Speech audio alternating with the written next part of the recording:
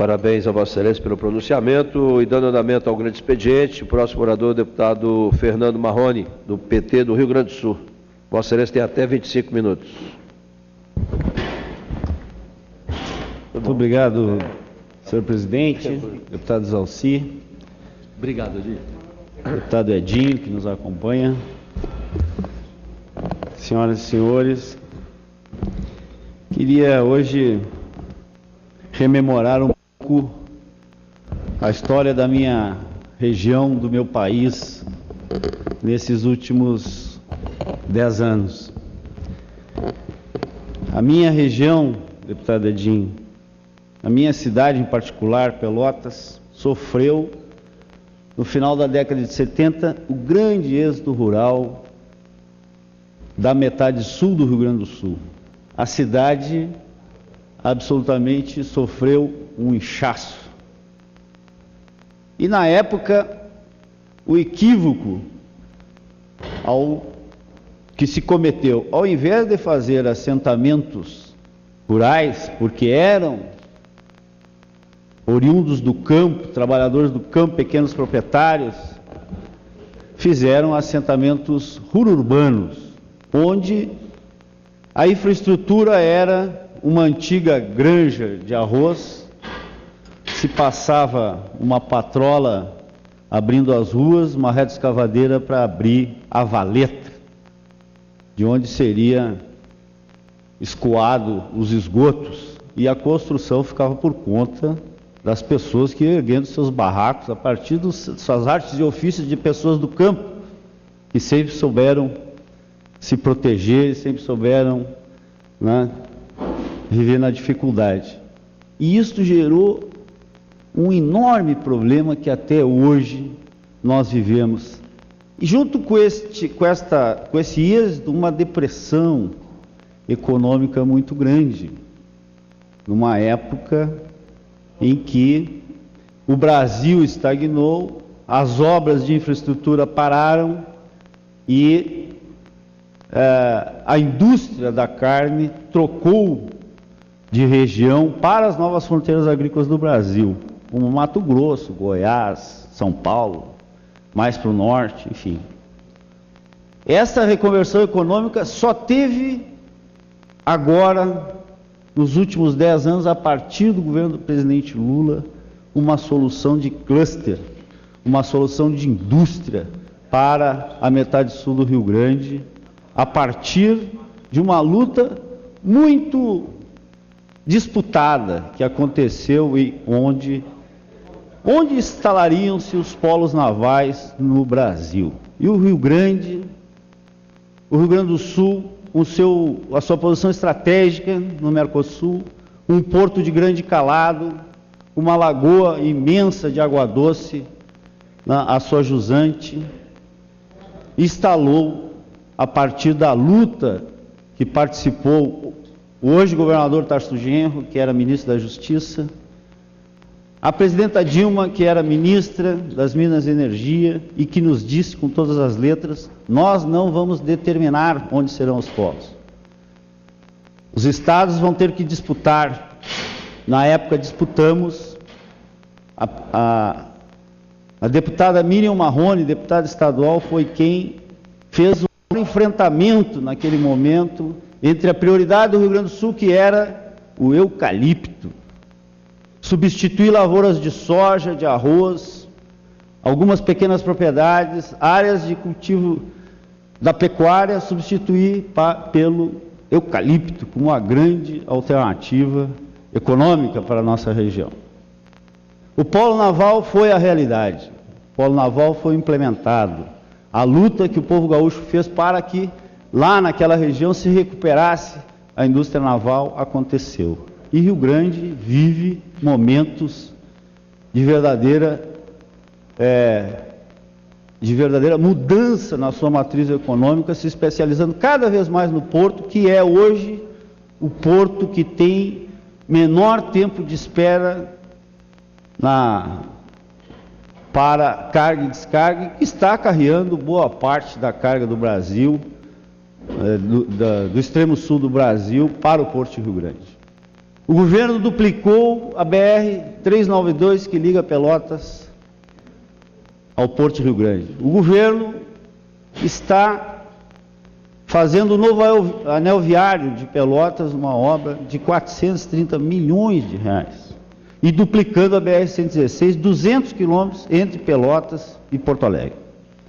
A nossa região vive um momento importantíssimo, a partir de uma política que tem lá na sua origem a expressão do presidente Lula, durante uma campanha eleitoral, que ele disse: é um absurdo se fazer plataformas fora do Brasil, navios fora do Brasil.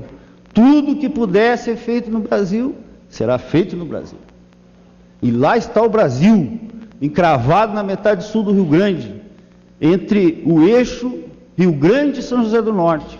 Sexta-feira fomos lá, Edinho, com a comitiva do governador, com o presidente da companhia, do EBR, da empresa que vai instalar um novo estaleiro em São José do Norte. São José do Norte é a cidade mais antiga do Rio Grande do Sul, junto com o Rio Grande. Foi ali que os portugueses chegaram, olharam aquela massa de água saindo para o oceano e entenderam que era um grande rio. Era só, né, a foz, o sangradouro da Lagoa dos Patos. Ali, Rio Grande e São José do Norte, as cidades mais antigas, tem um povoado do lado do norte que se chama São José do Norte e que tem um dos menores IDHs do Rio Grande do Sul e que viveram desde a colonização brasileira da pesca e da agricultura, da pequena agricultura. Isolado de Rio Grande porque não tem uma travessia a seco. Este município vai receber um investimento de 1,2 bilhões de reais no estaleiro e nós fomos lá cravar a primeira estaca, né, para a construção do novo estaleiro. Estamos cravando estacas importantes para o futuro do nosso estado, para o futuro do nosso país. Aquele polo poderá ser um dos maiores polos de indústria naval do Brasil e do mundo. É isso que nós queremos para o nosso país. Este tema do petróleo veio com essa expressão do presidente Lula. Depois, quando descobrimos o pré-sal, o presidente Lula disse o seguinte: esta é a segunda independência do Brasil.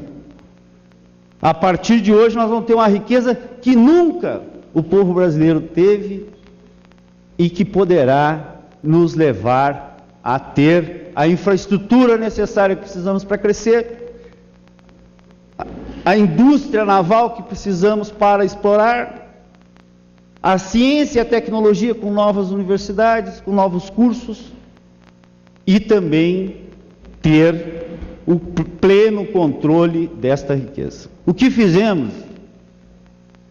O presidente Lula disse: o petróleo do pré-sal não pode ser entregue a meia dúzia de empresas estrangeiras para que venham aqui explorar o nosso óleo.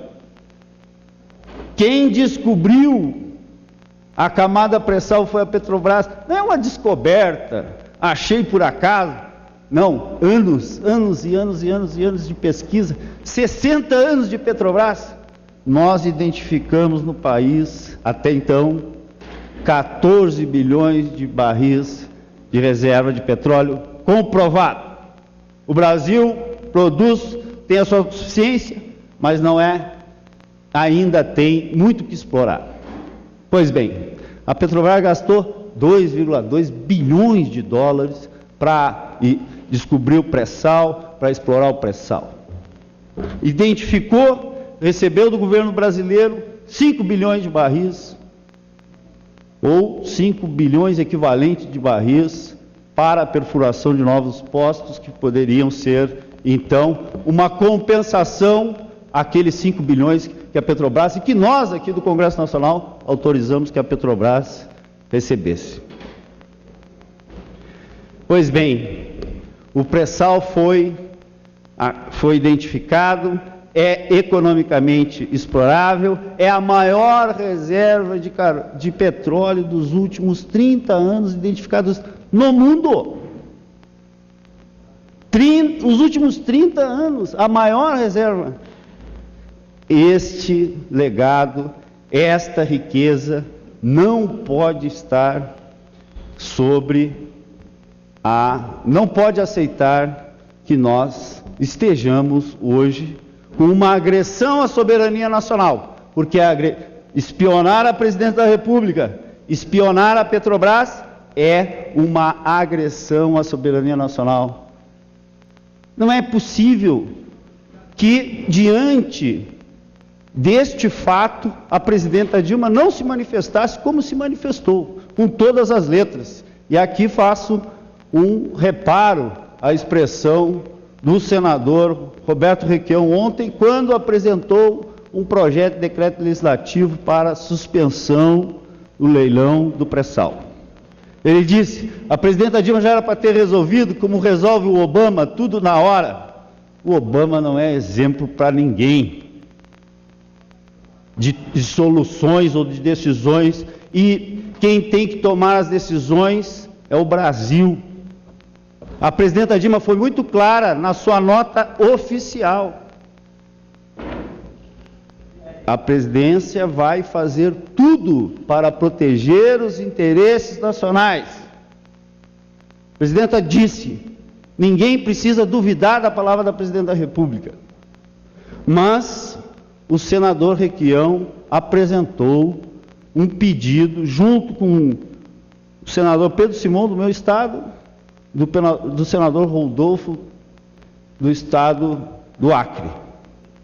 As denúncias que ele apresenta, os argumentos jurídicos que ele apresenta, de que o edital da ANP e as portarias do Conselho Nacional de Política Energética estão eivadas de irregularidades e ilegalidades, contrariando a legislação que nós votamos no Congresso Nacional, que foi o novo marco regulatório do petróleo.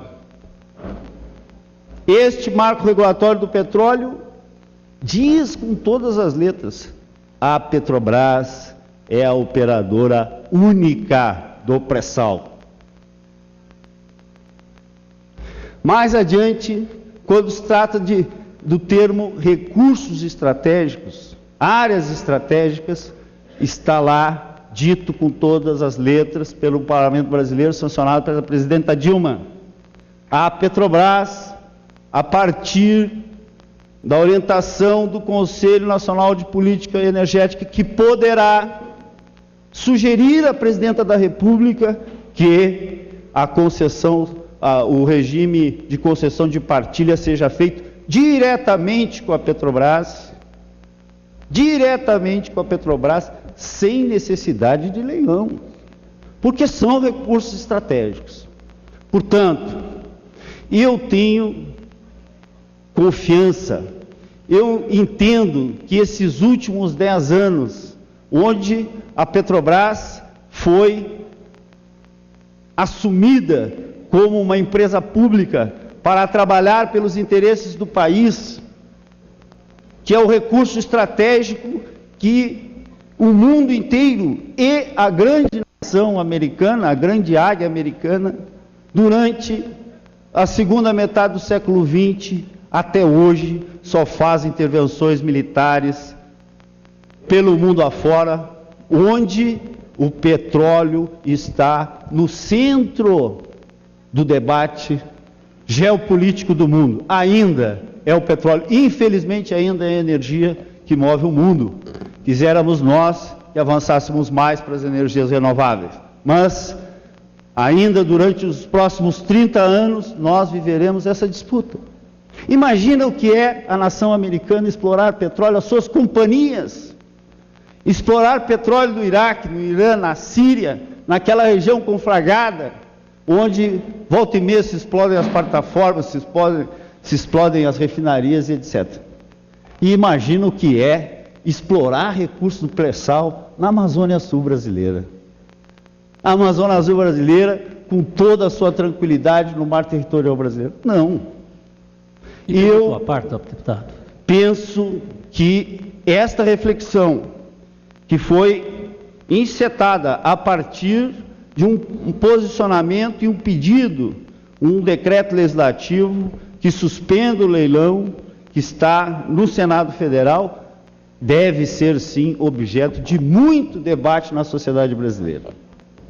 Há muito, eu penso que sou herdeiro de uma geração nesse país que lutou pelas reformas de base, que lutou pelo petróleo é nosso, que lutou pela construção da Petrobras, que lutou para que os recursos estratégicos do Brasil, como energia, que são a energia elétrica, as hidrelétricas, o nosso patrimônio natural, essa geração, que é a minha geração, construiu a democracia, reforçou as instituições, barramos aqui o projeto neoliberal nesse país, e isto fez com que nós pudéssemos, a partir do governo do presidente Lula, que disse outro dia aqui no Senado Federal, no auditório Teotônio Vilela, não teve nenhuma bandeira nas manifestações de junho das ruas que nós não tivéssemos levantado, ou que este país já não tivesse levantado, seja no início do século, seja na metade do século, e depois, com a frustração e com a ditadura militar, que este país foi atrasado por mais de 25 anos. Ontem, a Globo News estava dando uma reportagem sobre o Chile, a ditadura do Chile, e o que está acontecendo no Chile hoje. A ditadura no Chile, diz o especialista de política econômica chilena, não deixou nenhum legado positivo para a sociedade chilena. Pelo contrário, foi feita a transição e a Constituição é a mesma Constituição do tempo da ditadura. Ou seja, é como se fosse a Alemanha hoje, uma república democrática, onde o chefe das Forças Armadas pudesse ser ainda o Hitler. Me permita uma parte, deputado. Pois não, Edinho, fico muito honrado com a sua participação. Deputado Fernando Marrone, uma alegria poder aparteá-lo quando Vossa Excelência ocupa o grande expediente desta casa. Falando aqui do seu estado, o Rio Grande do Sul, dizendo das conquistas regionais, duplicação de rodovias, do Porto Rio Grande, que tem uma presença marcante na economia do estado e do país, falando da agricultura do seu estado, e Vossa Excelência também relatando as suas lutas em favor da democracia, do desenvolvimento. Nós quase que somos da mesma geração. Claro que eu tenho um pouco mais de anos de estrada, mas nós temos alguns pontos em comum.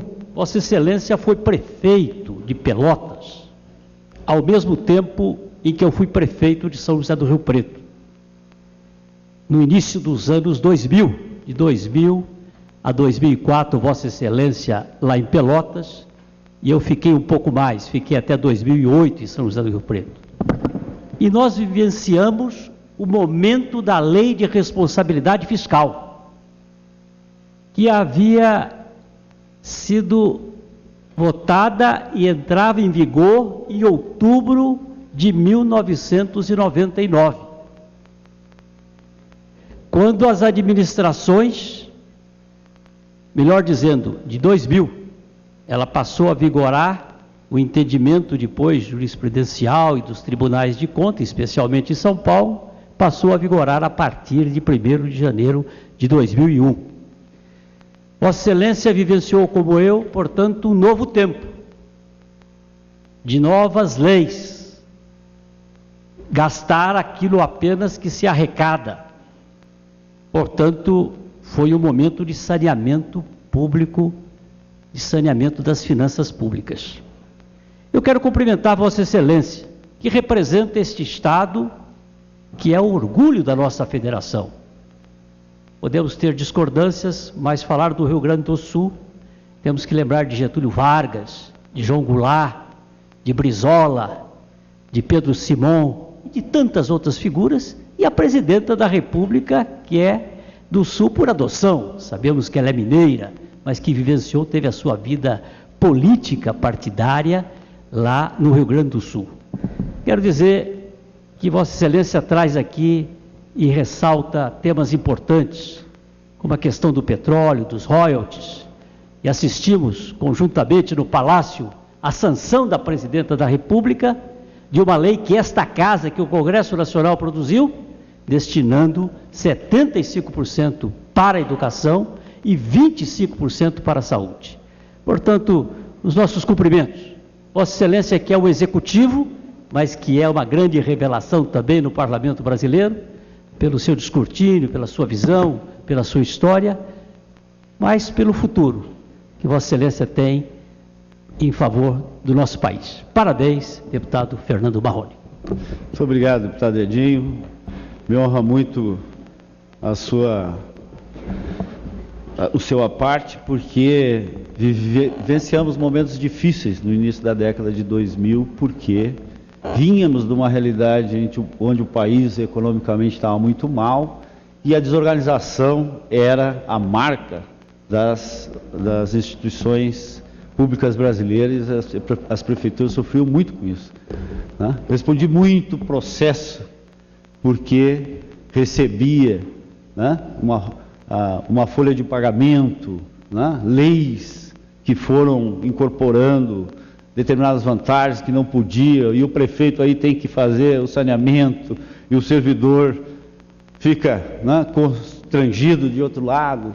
Então foram momentos bastante difíceis, mas valeu a pena. Hoje a gente vê, né, que as prefeituras têm, lá sabem quanto é que pode contratar, sabe quanto é que pode financiar, sabe o que pode gastar, né, e a gente procura, né, nós aqui, deputados, sabemos que fomos executivos, procuramos fazer do nosso trabalho cotidiano com os prefeitos, com as prefeituras, que são aqueles que estão lá e que têm que responder, né, pelos temas que a população coloca na pauta, como a saúde, como a educação, né. Nós fazemos, eu também faço, né, da minha militância, com emendas parlamentares, sim, não tenho nenhuma preocupação, como muitos críticos fazem, de que isto, né, é uma forma de clientelismo político. Não, discutimos com a região, com os municípios, e o prefeito, por exemplo, deputado, de Cerrito, a cidade que tem o menor IDH do Rio Grande do Sul, fica a 50 quilômetros da cidade de Pelotas. Se a gente não resolver o problema de saúde lá, eles vão lá para Pelotas, ou vão para Pedro Osório, para que é a cidade vizinha. Nos quase 30 anos de emancipação do município, tem 4 postos de saúde. E o prefeito diz: eu preciso de mais 2. A prioridade do governo é investir na saúde. E fomos lá, destinamos a emenda que vai mudar a realidade da saúde no município de Cerrito. É assim que nós devemos trabalhar, né, hoje, para que os prefeitos, na minha cidade, onde eu fui adversário do prefeito na eleição, e o prefeito prometeu na eleição 4 postos de saúde na zona rural do município, etc., em função das críticas que sofremos durante a campanha eleitoral. Eu, de outro partido, adversário que fui dele na prefeitura, aportei os recursos necessários para a construção dos novos postos de saúde, porque não estou fazendo nenhum favor ao prefeito.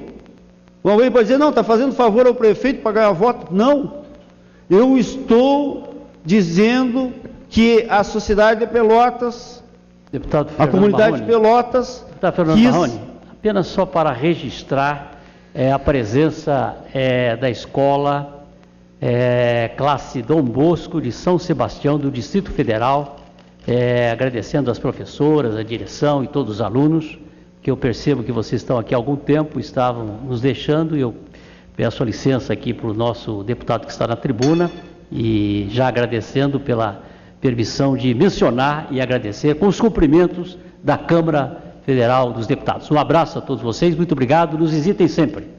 Tem a palavra, continua com a palavra, deputado Fernando Marrone, descontaria esse tempo. Parabéns também à escola que nos visita, é bom ver este plenário aqui, esta casa, sendo visitada pela juventude, para o qual também dedicamos nosso esforço quando estamos falando aqui do futuro do Brasil, da educação, das cidades. Só para concluir, eu não estou prestando nenhum favor àquele prefeito. Eu estou destinando uma emenda que a comunidade precisa, disse que precisa, e nós vamos executar. Por favor, deputado Marrone. A atitude de Vossa Excelência é de um gaúcho firme, de um gaúcho de Medeiros, Borges de Medeiros e outros gaúchos que souberam bem administrar sua região. Vossa Excelência é um orgulho para o povo do Rio Grande do Sul. Eu tenho muito prazer e muita alegria de conviver com Vossa Excelência aqui. A atitude de Vossa Excelência mostra a grandeza do ilustre deputado. Homem simples, humilde, mas de um valor extraordinário. Quando Vossa Excelência não se preocupou em beneficiar o prefeito, mas sim beneficiar o seu povo, a sua gente, o seu município. Por isso, nós fazemos esse aparte para cumprimentar Vossa Excelência. E como diz o bom gaúcho do Rio Grande do Sul, onde os campos são mais verdes, onde o céu é mais azul. Parabéns, deputado. Muito obrigado, deputado. É sempre uma alegria ouvir Vossa Excelência, que é um militante aqui nesse plenário, nosso vizinho de Santa Catarina. Mas eu queria concluir esta parte e dizer que é assim que nós trabalhamos e penso que estamos ajudando a melhorar a qualidade de vida das pessoas. Para isso devemos dedicar os nossos mandatos, além de estar nesse parlamento, de legislar, de fiscalizar e trazer aqui. Penso que trago aqui a representação, deputado Exalci, de vozes deste país. Vi nos editoriais, vi uma nota na Carta Maior, vi uma nota da Federação Única dos Petroleiros, vi uma nota da Central Única dos Trabalhadores. Portanto, os trabalhadores, o movimento social está a questionar, ainda mais agora. Não podemos acreditar de que a Petrobras, que foi alvo, o que o Snowden denunciou, o que esse moço denunciou ao mundo, é que nós vivemos uma nova guerra. A nova guerra intervencionista é a guerra midiático-cibernética, onde a minha vida, a vida de qualquer um dos nossos parlamentares, da presidenta Dilma, de qualquer cidadão desse país, pode ser escutada, pode ser lida nos e-mails, no seu Twitter, no seu Facebook. Ou seja, tem uma propaganda lá no Rio Grande do Sul que é muito curiosa, no Brasil inteiro, do posto Ipiranga. O sujeito pergunta, onde é que fica tal coisa? Pergunta no posto Ipiranga. Onde é que fica tal coisa? Pergunta no posto Ipiranga. Aí o sujeito perguntou, onde é que fica o posto Ipiranga? Pergunta para o Obama. Pode perguntar para o Obama que ele sabe onde fica o posto Ipiranga. Ou seja, não é possível.